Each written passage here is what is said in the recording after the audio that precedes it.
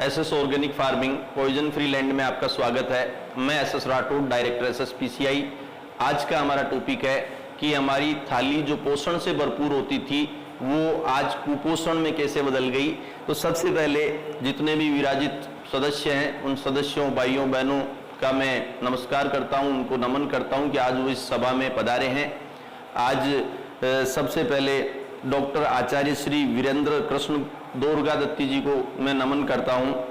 उनकी आशीर्वाद से हम ऋषि खेती पद्धति को आगे बढ़ा रहे हैं। भाइयों, आपको बताते हुए ये बहुत खुशी हो रही है मुझे कि डॉक्टर साहब विश्व के एकमात्र ऐसे व्यक्ति हैं जिन्होंने दुर्गा सप्तशती में पीएचडी की है। वो भारत के नहीं, संपूर्ण विश्व के एकमात्र ऐसे व्यक्ति हैं जिन्होंने दुर्गा सप्तशती में पीएचडी की है। और मुझे खुशी है कि इनका आशीर्वाद मुझे मिला हुआ है और इनके आशीर्वाद से मुझे काफ़ी ग्रंथ भी उपलब्ध हो रहे हैं। और मैं भाई साहब से चाहूँगा कि वो मुझे और भी इसकी जानकारी भविष्य में देते रहें, मुझे समर्थन देते रहें। इसमें टीम एसएस ऑर्गेनिक फार्मिंग में उत्पादन में सबसे अधिक सहयोग देने वाले मेरे अजीज श्रीमान वीरेंद्र सिंह जी शेखावत बानुड़ा से हैं, जो इनको विशेष धन्यवाद है। जो कहते हैं कुछ चलते हैं पद चिन्हों पर, कुछ पद चिन्ह बनाते हैं। ये काफ़ी मेहनत करके उत्पादन कर रहे हैं। इनको चाहे आंधी आए, बारिश आए, चाहे कितने भी मच्छर हो, चाहे कोई भी परिस्थिति हो, ये प्रोडक्शन में लगातार बने हुए हैं। इनका मैं विशेष धन्यवाद देता हूँ। इसके बाद में कृषि विज्ञान केंद्र से विशेष धन्यवाद दे रहा हूँ डॉक्टर धर्मेंद्र सिंह जी बाटी। ये मेरे बड़े भाई साहब की तरह हैं।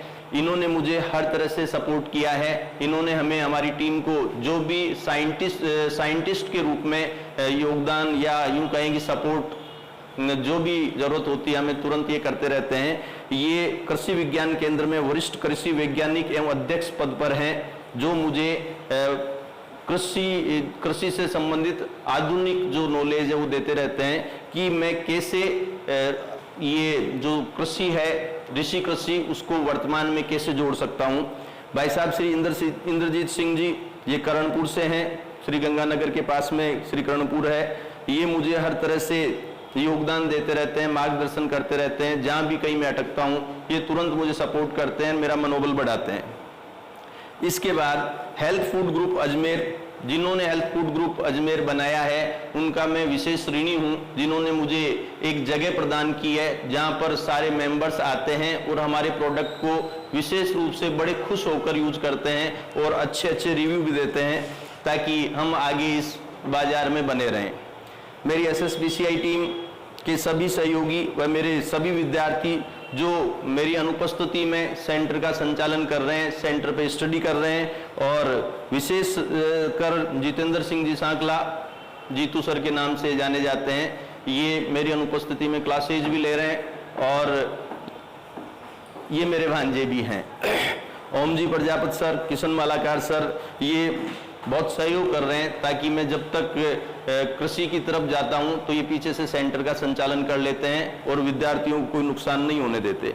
मेरे छोटे भाई वीरेंद्र सिंह जी राठौड़ मामडोली से हैं, जो बाजार की खोज कर रहे हैं तथा उत्पाद की गुणवत्ता पर ध्यान देते हैं। अंत में विशेष धन्यवाद मेरे सभी ग्रुप मेंबर्स को, और विशेषकर मधु गुप्ता दीदी, ये बॉटनी की प्रोफेसर हैं, और उर्मिला दीदी, ये प्रिंसिपल से रिटायर्ड हैं, मनोज जी LIC वाले, और मेरे भाई साहब व भाभी साहब जोधा साहब जो CMHO अजमेर में हैं। आज का मेरा विषय है हमारी थाली जहर वाली कैसे बन गई, और मानव स्वास्थ्य पर सबसे बड़ा संकट, जिसे हमने नाम दिया है कुपोषण। भाइयों, आज हम 2 बार 3 बार खाना खा रहे हैं, फिर भी हमारा पेट भर जाता है, लेकिन हमारी बॉडी को जो न्यूट्रिएंट्स चाहिए होते हैं वो न्यूट्रिएंट्स नहीं मिल पाते। अब इसके लिए मेन कारण क्या है, इस पे हमें सोचना पड़ेगा। हमारा जो खाना है वो कृषि पर निर्भर है, हमें जो खाना मिलता है वो कृषि से मिलता है। अब कृषि कैसे होती है आप सब जानते हैं, जमीन से, और जमीन में जितने ज्यादा न्यूट्रिएंट्स होते हैं, जैसे इसमें हम कह सकते हैं कि iron, copper, calcium, boron, zinc, magnesium, ये सारी चीजें जमीन में होती है। जमीन के माध्यम से, जमीन में जो जीवाणु होते हैं वो जीवाणु लाला के पौधे की जड़ों को देते हैं, फिर ये पौधा फ्रूट्स और वेजिटेबल्स और अनाज के माध्यम से ये हमें देता है। अब ये जो चीजें हमें हमारी बॉडी को चाहिए वो हमें कहां से मिलती है? पौधों से, पेड़ पौधों से मिलती है। तो जमीन में जितने ज्यादा न्यूट्रिएंट्स होते हैं उतनी ही ज्यादा अच्छी चीजें हमें खाने को मिलती है। ये हमारे शरीर को रिक्वायर्ड होती है और पौधों से हमें ये मिलती है। जैसा हम उगाएंगे वैसा ही खाएंगे। कृषि की अनेक पद्धतियां हैं, जिसमें वर्तमान में वैसे तो बहुत सारी पद्धतियां हैं, जैसे ऋषि खेती भी है, परंपरागत खेती भी है, रासायनिक खेती भी है, जैविक खेती भी है। अलग अलग व्यक्तियों ने अलग अलग नाम दिए हैं, लेकिन मेनली दो खेतियां भी प्रचलन में हैं। एक पहली खेती है परंपरागत जैसे ट्रेडिशनल, जो अभी 100-200 साल से हमारी चलती आई है। परंपरागत खेती में हम ज्यादातर खेती करते हैं, जो गोबर का ढेर होता है जमीन में, वो गोबर का ढेर डालते हैं और गोबर का ढेर डालकर हम खेती करते हैं। भाइयों, जो गोबर का ढेर है वो हम साल भर एक जगह रखते हैं, और वो गोबर का ढेर जब हमारे खेत के अंदर जाता है तो वो खाद नहीं, गोबर जाता है। खाद अलग चीज है, गोबर अलग चीज है। उस गोबर के ढेर में कई दीमक, कई फंगस, कई वायरस होते हैं जो हम अनजाने में हमारे खेत में डाल देते हैं। और देखो, हम उसको डालकर खुश और होते हैं। खुश होने का मुख्य कारण है कि गोबर में कार्बन की मात्रा होती है, जो बैक्टीरिया का भोजन होता है। हमारी जो जमीन में सूक्ष्म बैक्टीरिया होते हैं उनका भोजन होता है, ठीक है। तो वो गोबर जिस जमीन में हम डालते हैं वहां की फसलें तेजी से बढ़ती है। उसका मुख्य कारण है जमीन में कार्बन का होना, पहुंच जाना। और कार्बन फसल को ग्रोथ तो कर देता है लेकिन प्रोडक्शन नहीं बढ़ा पाता।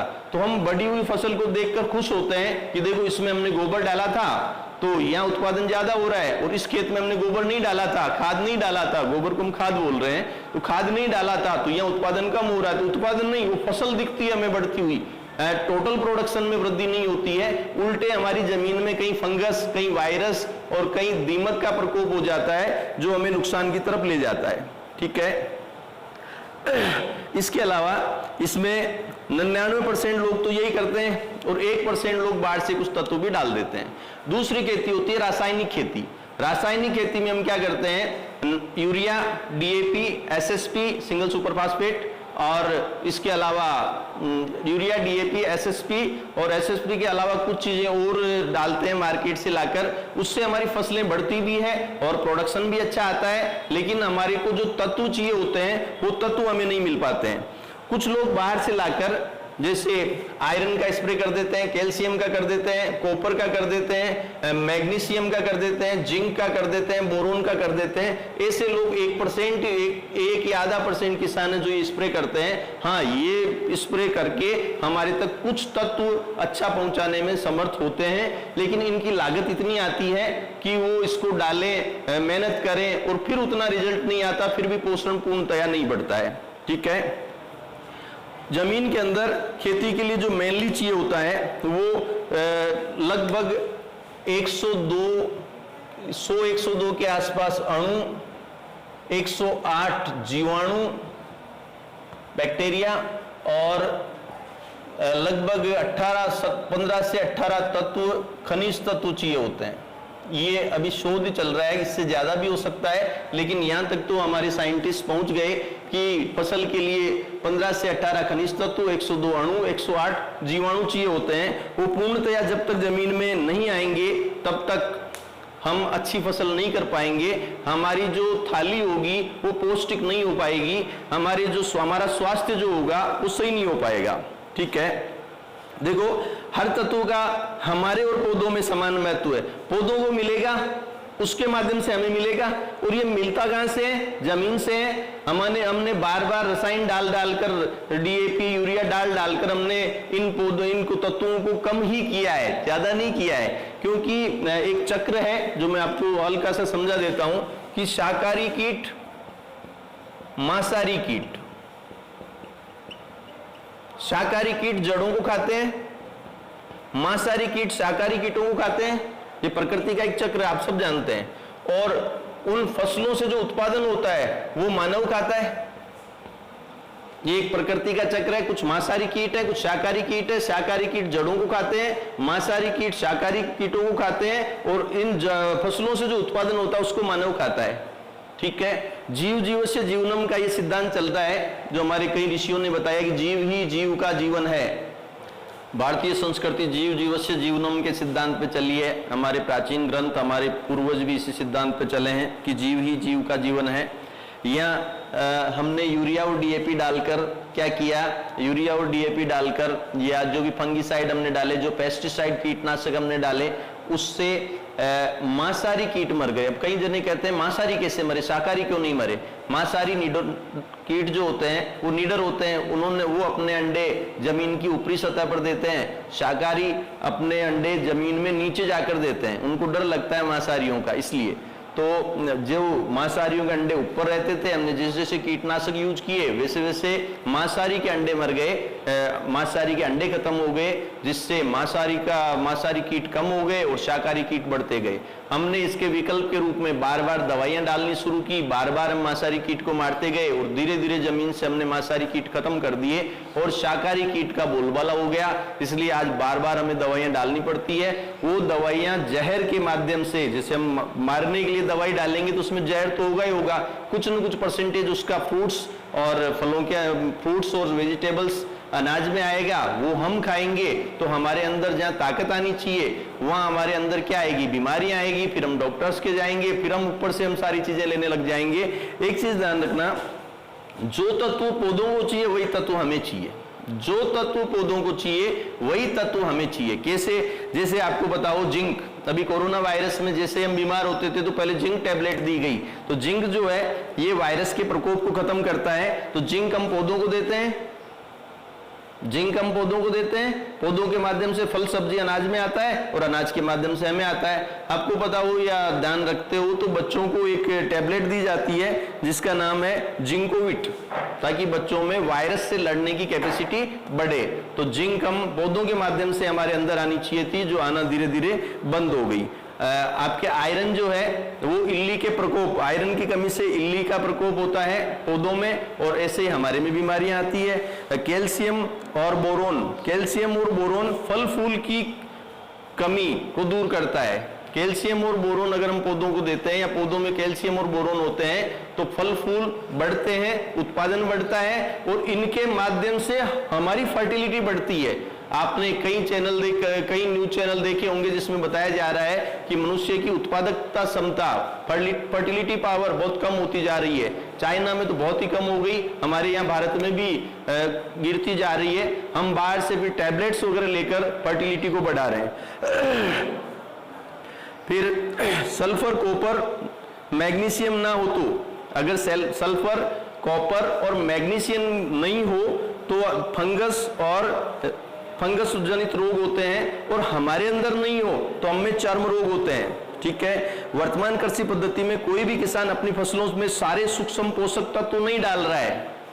वर्तमान कृषि जो पद्धतियां हैं उसमें फसलों में हम ये चीजें नहीं डाल पा रहे हैं, इसलिए फ्रूट्स के माध्यम से, सब्जियों के माध्यम से, अनाज के माध्यम से हम तक नहीं पहुंच रही है और हम बीमारी से ग्रसित होते जा रहे हैं। धीरे धीरे लगभग ये तत्व खत्म कर दिए गए।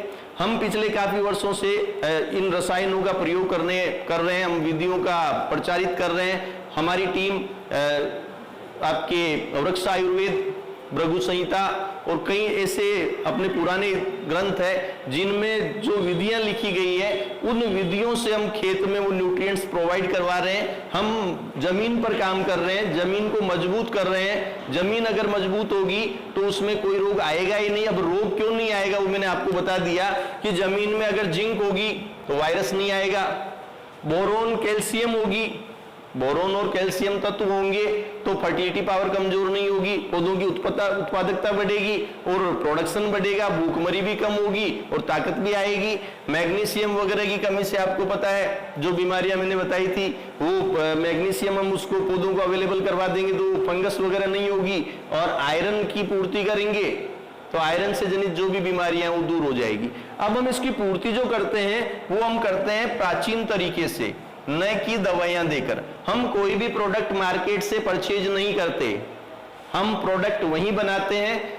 हम तरह तरह की रसायन बनाते हैं, रसायन भी हम प्रकृति जनित चीजों से ही बनाते हैं। और उनको हम जमीन में दे रहे हैं। तो पहले हम अभी जमीन को मजबूत कर रहे हैं। जमीन जितनी मजबूत होगी, सारे तत्व उसके पास होंगे, सारे तत्व जब उसके पास होंगे तो पौधे उनको ऑब्जॉर्व करेंगे, और पौधे जब उनको ऑब्जॉर्व करेंगे तो फ्रूट्स और सब्जियों के माध्यम से हमें मिलेंगे, और हमें मिलेंगे तो हमारी सारी बीमारियां खत्म हो जाएगी। वर्तमान में हमारा यही उद्देश्य है कि सभी लोग इसकी तरफ ध्यान दें। हम ज्यादातर पंचगव्य का प्रयोग करते हैं।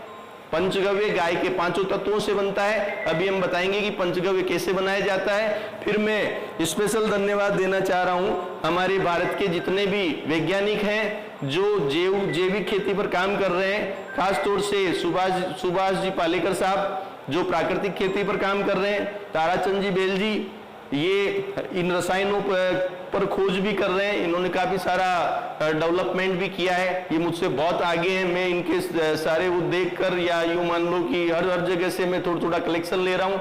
आकाश जी चौरसिया सर जो 5 लेयर फार्मिंग के जनक माने जाते हैं, और सबसे ज्यादा धन्यवाद मैं कहूंगा कि युवा वैज्ञानिक डॉक्टर पवन जी टाक जो कोटा के अंदर इस संस्थान का संचालन कर रहे हैं, जहां पर लोगों की कोई भी समस्याएं आती है तो सोल्व भी कर रहे हैं। ये सारे मिलकर अगर काम करें तो भारत को बहुत जल्दी जहर मुक्त किया जा सकता है, भारत की सोइल को अच्छा मजबूत बनाया जा सकता है, और हमारी उत्पादकता को बढ़ाया जा सकता है। इस सिलसिले में आपको पता हो तो हमारे सदगुरु जी भी सेव सोइल पर काम कर रहे हैं, जो पूरे उन्होंने विश्व भ्रमण किया है, चारों तरफ मोटरसाइकिल पर जाकर लोगों को अवेयर किया है कि अगर हम जमीन बचाएंगे तभी आगे जाकर काम होगा। राजीव जी दीक्षित साहब जिन्होंने सारे प्रयास किए हर तरह से कि भारत को वापस विश्व गुरु बनाया जाए, भारत की जमीन को मजबूत किया जाए, और जितनी भी बीमारियां हैं उन सब का हम घर बैठे इलाज कर पाए।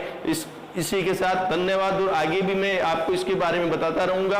आप इस वीडियो को ज्यादा से ज्यादा भेजें, सब्सक्राइब भी करवाएं और शेयर भी करें, ताकि ये सारे नोटिफिकेशन आपके पास आते रहें। और कोशिश करें कि ऑर्गेनिक प्रोडक्ट का यूज करें। ऑर्गेनिक प्रोडक्ट बहुत ज्यादा महंगे नहीं होते हैं, आप कंपेयर करना, क्योंकि आप प्रोडक्ट केवल पेट भरने के लिए खा रहे हैं तब तो बाजार वाला सस्ता है, लेकिन खेत के साथ आप मेडिसिन के रूप में यूज कर रहे हैं तो ऑर्गेनिक प्रोडक्ट बहुत ज्यादा सस्ता है, महंगा नहीं है। क्योंकि जिस चीज के लिए हम वो प्रोडक्ट यूज में कर रहे हैं वो पेट भी भर रहा है और बॉडी को न्यूट्रिशंस भी अवेलेबल करवा रहा है, ताकि आपको कम से कम मेडिसिन लेनी पड़े। और हम प्रयास कर रहे हैं कि 2-3 साल में ऐसे बहुत चारों तरफ जाकर जमीन को मजबूत करवा के आपके पास ऑर्गेनिक प्रोडक्ट को भी उसी रेट में प्रोवाइड करवाएं जो आपके बाजार में मिल रहे हैं। धन्यवाद। 12 केले, 1 डजन केले, कम ज्यादा वो दिक्कत नहीं है।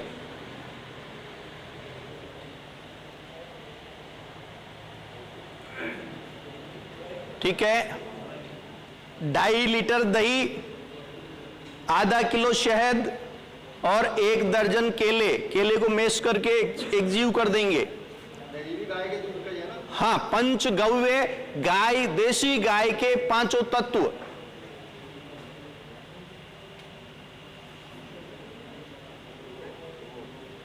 चौथे नंबर पे गोजरण 10 लीटर।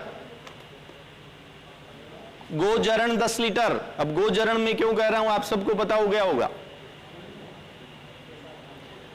ABC को छाया में रखना है, ABC को छाया में रखना है।